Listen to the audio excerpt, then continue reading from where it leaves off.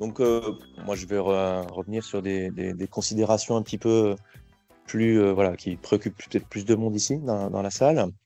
Donc, je vais vous faire une présentation un petit peu orientée, voilà, traitement, comportement des PFAS sur les stations d'épuration, un petit peu sur les sources, ce qui se passe au niveau de la station et derrière, ce qu'on retrouve dans les boues.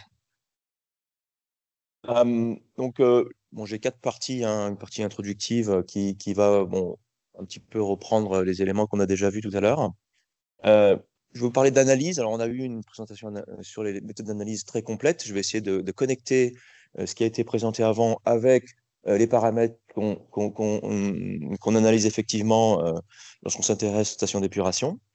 Et puis, vous donner quelques éléments sur des choses que nous, on a publiées. Et puis, quelques éléments que j'ai pu également extraire de la littérature. Et puis, voilà, quelques réflexions un petit peu sur la problématique PFAS sur les stations d'épuration et les boues. Donc, bon, les sources, elles sont nombreuses. On l'a déjà vu, hein, bon, les activités industrielles et manufacturières sont des sources importantes. On va retrouver des éléments du textile, l'emballage. On va avoir la problématique de la gestion des incendies. Donc, à la fois sur les méthodes d'entraînement, mais qu'est-ce qui se passe en cas de réel incendie, hein? Vous avez tous entendu parler de Lubrizol. Vous avez entendu parler des potentiels incendies d'avions assez récents là, qu'on a eu. Le secteur électronique et puis le secteur du traitement des métaux. Donc, vous voyez que les sources peuvent être multiples lorsqu'on s'intéresse aux problématiques des PFAS au niveau industriel. Dans votre vie de tous les jours, eh bien, on retrouve ça dans les cosmétiques, dans vos ustensiles de cuisine. Euh, et puis, nos déchets ménagers sont également des sources. Donc, quand on parle de décharge et lixivia, les lixivia de décharge sont des sources importantes de ces composés. Au-delà de ces sources plus ou moins ponctuelles, on va avoir des sources un petit peu plus diffuses. Donc, les eaux pluviales, les eaux de ruissellement sont des sources relativement importantes. Et puis, ce qui nous intéresse un petit peu plus, hein, les rejets domestiques, les rejets municipaux. Donc, avec des PFAS qui sont utilisés dans nos produits quotidiens. Et nous excrétons des PFAS comme on l'a vu sur la présentation précédente. Donc, je reviens un petit peu sur cette présentation. Alors, on n'oubliera pas, on a beaucoup parlé des composés individualisés, mais bon, le téflon hein, est une source non négligeable. D'ailleurs, on a parlé tout à l'heure avec au niveau des équipements analytiques hein, qui utilisaient beaucoup le téflon et qui ont posé beaucoup de problèmes de contamination. Donc, on retrouve ces composés-là. Voilà. Donc, moi, j'ai pris le nombre de 15 000, hein, 15 000 produits donc, composés perfluorés répertoriés par l'Agence américaine de protection de l'environnement. Bon, j'ai même lu une publication, vous pouvez monter jusqu'à 1 million de composés. Donc voilà, c'est un petit peu en fonction de la terminologie que vous utilisez, vous pouvez faire augmenter ce nombre. Alors moi, je vais être plutôt sur la partie station d'épuration, cycle de l'eau. Donc à la fois la partie euh, source de contamination, donc à la fois l'aspect industriel et domestique, que l'on retrouve d'un côté. Ensuite, comment vont se répartir un petit peu les charges de pollution. Donc on voit qu'une fois que c'est arrivé en station d'épuration, il va y avoir différentes voies. Émission via les eaux usées traitées, donc dans le système naturel. Émission via les boues. Donc là, en fonction des usages que vous allez avoir des boues, potentiellement, si on fait de l'épandage, on va le retrouver au niveau des terres agricoles, avec des risques de transfert vers la plante ou vers les nappes d'eau souterraines ou par ruissellement, retour vers les eaux de surface.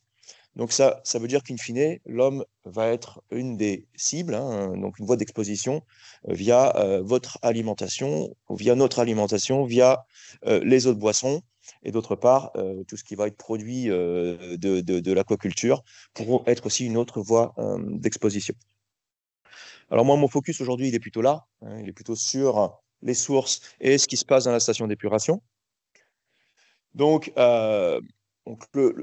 on a face à nous des challenges relativement importants. On a vu que les composés perfluorés sont résistants à la dégradation biologique, hein. Julie l'a mentionné tout à l'heure, on a fait des tests qui montrent qu'il faut plusieurs mois pour commencer à observer une biodégradation.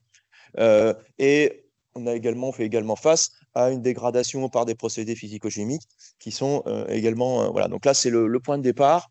On a face à nous, hein, le terme de polluant éternel n'est pas galvaudé, on a face à nous des composés qui sont extrêmement problématiques.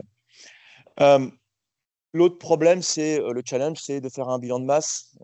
Aujourd'hui, qu'est-ce qui rentre dans une station et comment se répartissent ces différents composés représente un gros challenge. Donc, il n'y a pas des milliers de publications qui sont capables de faire une étude de bilan matière qui soit très propre. Je vous présenterai quelques éléments tout à l'heure. Et puis, les questions qu'on se pose, c'est quelle est l'efficacité aujourd'hui d'une station d'épuration selon le séquençage conventionnel, hein, traitement primaire, secondaire. Et puis derrière, il y a des aspects analytiques qui doivent être également mentionnés. Donc ça, c'est les deux outils de base, hein, qu'on utilise, hein, la LCMS-MS et la chromatogénique couplée à une chambre de pyrolyse. Donc ça, c'est vraiment les deux outils qu'on utilise au quotidien quand on veut s'intéresser au cycle de l'eau. Donc je reviens un petit peu sur l'approche analytique, hein. Donc je remets un petit peu les terminologies. Bon, pour ceux qui ne sont pas familiers d'Epiphases, ça fait beaucoup de paramètres à suivre. Donc moi, j'ai un petit peu repris du travail de Babatunde et Jaton que j'ai co-encadré avec Anne, qui ne pas où elle est partie, mais elle a disparu. Donc voilà, donc on avait un petit peu fait une distribution des différents composés, donc le fluor total, hein, TF, hein, qu'on va séparer du fluor organique versus le fluor inorganique. Donc c'est ce qu'on va retrouver dans un échantillon solide ou liquide. Et à partir de là, une fois qu'on a le fluor organique, c'est ce qui va contribuer à faire notre fluor, nos composés perfluorés. Eh bien, vous avez du fluor organique extractible lorsque vous travaillez sur du solide et adsorbable lorsque vous travaillez sur du liquide. Et d'autre côté, il ne faut pas oublier qu'on a des fractions qu'on ne va pas absorber et qu'on ne va pas extraire. Donc ça, c'est des points qui sont extrêmement importants. Et une fois qu'on a réussi à extraire ces différents fluors organiques, eh bien, on va faire une analyse de la quantité donc de fluor qu'on va pouvoir déterminer, quantifier et identifier. Donc c'est ce qu'on appelle l'analyse ciblée versus des composés perfluorés dont on ne connaît pas la structure chimique, hein, faute de composés de référence pour pouvoir les identifier, et aussi faute de standards pour également ne pas les quantifier. Donc il y a l'identification et la quantification, j'ai deux aspects qui sont également très, très importants.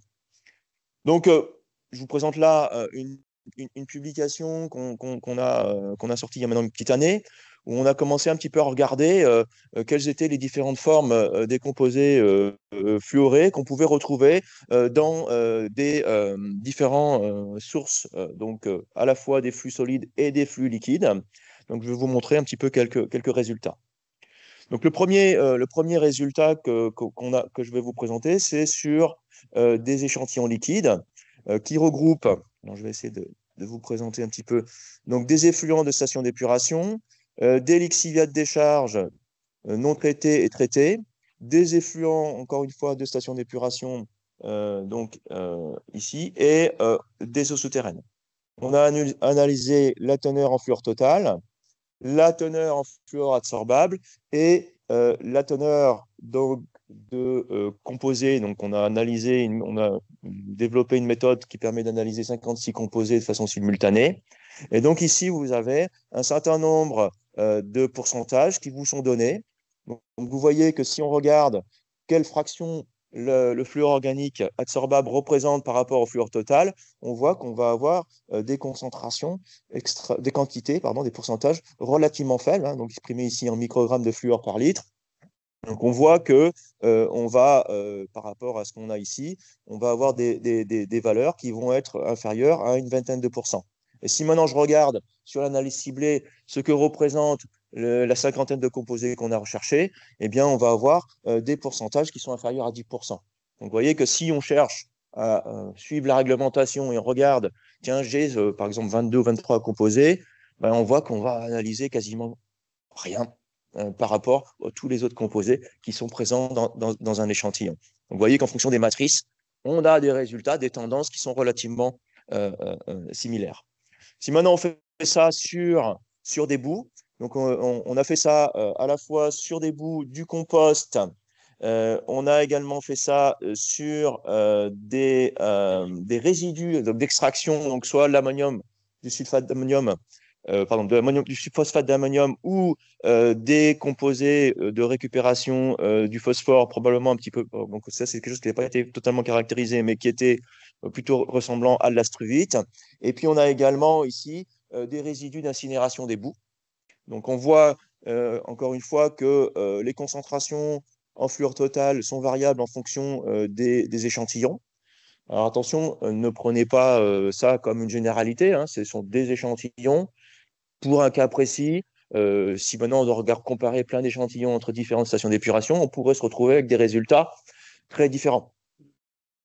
On travaille sur la matière sèche et donc on voit bien encore une fois que la teneur en fluor total est relativement importante et que les pourcentages hein, du fluor donc ici va nous amener sur l'extractible à moins de 2% et sur, encore une fois, les analyses ciblées à des concentrations très très faibles. On voit également que sur les cendres d'incinération des boues, on retrouve encore des composés. Et que l'incinération, telle qu'elle est pratiquée dans ce cas précis, ne permettra pas d'éliminer les composés perfluorés sur cet échantillon-là, encore une fois. Donc ça, c'est deux approches. Après, je vais continuer à aller un petit peu plus loin sur ce qui a été présenté tout à l'heure sur les approches dites top-essai, hein, qui consistent à prendre un échantillon qu'on a extrait et ensuite de lui faire subir deux analyses, une analyse avant top-essai, donc avant oxydation, et une analyse après oxydation. Et typiquement, sur cette étude qui est présentée là, donc une étude de 2023 sur des effluents d'une station d'épuration localisée en Autriche. Donc, il y a eu des analyses qui ont été faites, donc des analyses ciblées sur les PFAS en entrée et en sortie. Et sur cette étude-là, ils ont mis en évidence que la concentration était plus importante en sortie qu'en entrée. Donc, ça pose un certain nombre de questions. Et d'autre part, ils ont pu mettre en évidence que sur le fluor organique extractible, eh bien, ils avaient des quantités relativement similaires. D'autre part, ils ont également fait une analyse ciblée des échantillons, donc l'échantillon à traiter, l'échantillon traité. On voit bien que sur l'analyse ciblée, ils en trouvent plus, donc ce qui explique un petit peu cette figure. Et d'autre part, ils ont fait l'analyse ciblée après le top essai et ils montrent que les concentrations de ces composés qu'on va suivre en analyse ciblée sont bien plus importantes. Donc, on a une quantité de précurseurs qui va contribuer à la présence de ces composés qu'on retrouve ici dans l'analyse ciblée. C'est-à-dire que tout au cours du cheminement de l'eau dans la station d'épuration, il y a des processus qui vont transformer ces précurseurs et former des composés qu'on va quantifier par analyse ciblée. Donc ça, c'est un petit peu les concentrations qu'ils retrouvent. Donc une augmentation des concentrations, donc ça, c'est la gamme qu'ils avaient en entrée, ça, c'est ce qu'ils ont en sortie. Ils présentent également un enrichissement des boues. Une évolution au niveau des quantités de fluor organique extractible, quelque chose de relativement stable au niveau des effluents et de l'eau en entrée. Par contre, dans les boues, les concentrations sont certes plus faibles, mais importante. Et puis surtout, ce qui est important, c'est de voir une augmentation des quantités de PFAS déterminées par analyse ciblée en sortie, donc avec des hypothèses, hein, possiblement une biotransformation ou d'autres processus qui affectent ces composés-là. Alors, donc, on retrouve ici hein, un certain nombre, on connaît quels sont un petit peu les précurseurs qui peuvent contribuer à la formation de ces composés-là. Donc, vous avez ici une petite figure qui vous montre à partir de ces composés-là, on peut former ce composé qui est ici. Donc ça, ce sont des éléments qui sont connus et qui, bien sûr, nécessitent un développement analytique et surtout une standardisation dont on a parlé tout à l'heure. Donc si je reviens sur ma station d'épuration, il y a la filière eau avec le pré-traitement, le traitement primaire, le traitement secondaire, et puis aujourd'hui, sur les stations de grande capacité, un traitement tertiaire qui se met en place, et la filière boue qui, traditionnellement, en France, est plutôt associée à la collecte des boues. Donc, il y a un conditionnement des boues qui est fait, un épaississement, un traitement sur de nombreuses stations par méthanisation, et derrière, le digestat, donc la fraction liquide étant renvoyée en tête de station, et la fraction solide pouvant être valorisée derrière, soit après un compostage ou d'autres valorisations par éprentage. Donc, je vais vous prendre un exemple ici d'une publication suédoise donc qui a suivi. Alors, ils ont fait un gros travail de bilan de masse. Ils ont regardé un petit peu qu'est-ce qui rentrait sur les stations. Alors, ils ont deux tranches, une tranche plus ancienne et une tranche plus récente, ce qui fait que ça donne un petit peu des traitements un petit peu voilà, complexes, sur lesquels on va avoir un pré-traitement, un traitement primaire, un traitement biologique. Et puis, on voit qu'ils travaillent beaucoup avec l'ajout de chlorure ferrique pour essayer de piéger le phosphore. La filière boue, classique, un épaississement, un traitement par méthanisation, une déshydratation et ensuite une valorisation. Donc ça vous donne un petit peu une idée. Donc ça, c'est un petit peu la structure de la station d'épuration. Alors, avant de regarder un petit peu quel était le devenir des PFAS dans la station d'épuration, ils ont regardé sur leur réseau d'où venaient les différents composés. Donc, ils avaient différentes stations de pompage qui sont ici numérotées de 2 jusqu'à 17. Et puis, ils ont regardé un petit peu quels étaient les composés qu'ils retrouvaient. Donc, ce qu'ils ont pu mettre en évidence, c'est que ils avaient pu quantifier 21 des 26 composés analysés, donc avec différentes. Donc, ça, c'est les longueurs de chaîne associées avec les composés. Les concentrations qui font qu'on varie de 89 nanogrammes par litre à 55 000 nanogrammes par litre. D'accord. Alors, les sources sont relativement mixtes. Donc, il y a des sources domestiques, industrielles et commerciales, avec une moyenne à 19 000 nanogrammes par litre. Au niveau industriel, on voit qu'on a des rejets relativement maîtrisés. Par contre, sur les zones où on a un mélange d'activités commerciales, industrielles et domestiques, on a des valeurs relativement importantes, alors que la partie industrielle est beaucoup plus maîtrisée et les émissions domestiques, purement domestiques, sont beaucoup plus faibles. Donc voilà, vous voyez qu'on voit déjà de l'intérêt de bien connaître pour le gestionnaire, de bien connaître un petit peu les sources d'émissions sur une station d'épuration. Donc ça, c'est des choses sur lesquelles il y a des travaux qui sont menés. Le ministère demande un petit peu de connaître quelles sont l'origine de ces composés sur un réseau. Donc vraiment de tracer d'où viennent ces composés.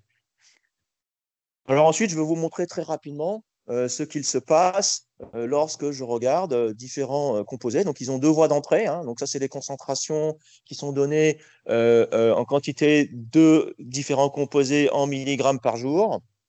Donc, ça, et ensuite, vous avez les différentes étapes intermédiaires qui vous montrent un petit peu ce que deviennent ces composés-là.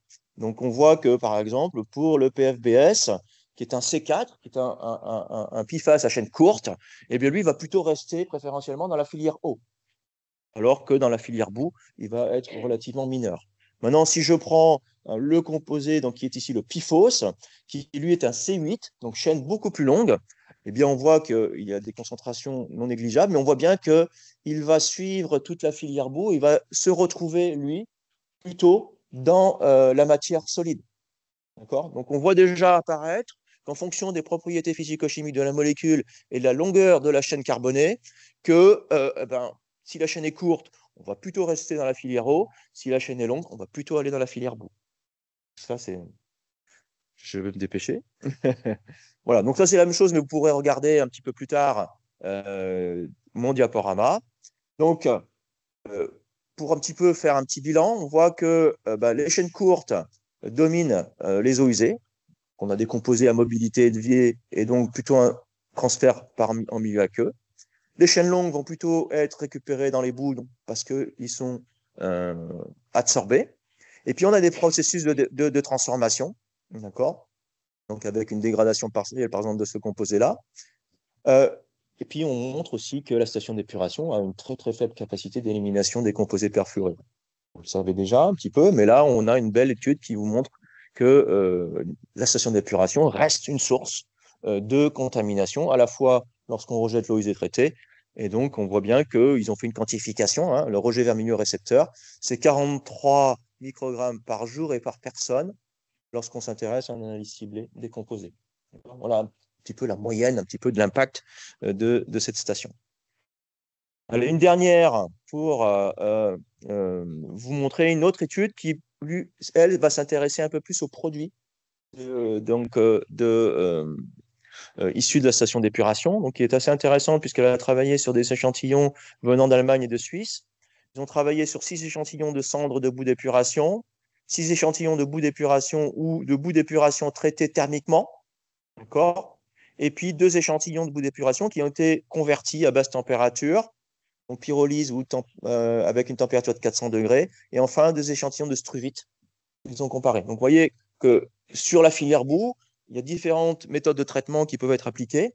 Et donc, si je regarde un petit peu ce qui se passe, pour les boues de station, ben, on a des concentrations, donc ici présentées en fluor organique extractible, qui sont extrêmement variables.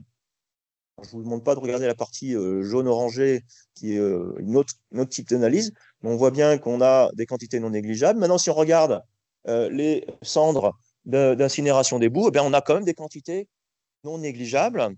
Puis, on va vers le traitement thermique, hein, on a des échantillons qui présentent des concentrations non négligeables et d'autres qui sont en dessous de la limite de quantification.